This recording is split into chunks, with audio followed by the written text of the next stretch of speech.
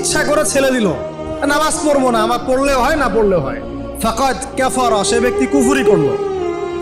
অন্য হাদিসে আছে বাইনার রাজুলি ওয়া বাইনাশ শিরকি ওয়াল কুফর তারকুস সালাহ, মানে আল্লাহর বান্দা আর কুফর শিরকের মধ্যে পার্থক্য নামাজ।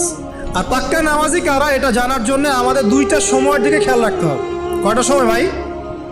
এক ফজর, আর একটা হচ্ছে এশা। এই দুই ওয়াক্তে দেখবেন মসজিদে কারা কারা আসে, তারাই হচ্ছে আল্লাহর জমিনের সবচেয়ে শ্রেষ্ঠ মানুষ।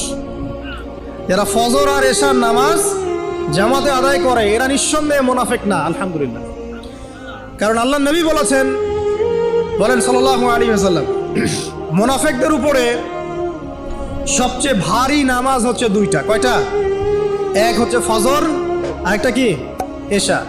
তো 5 ওয়াক্ত নামাজ গুরুত্ব দিব, সবচেয়ে বেশি গুরুত্ব দিবেন কিসে? ফজর এবং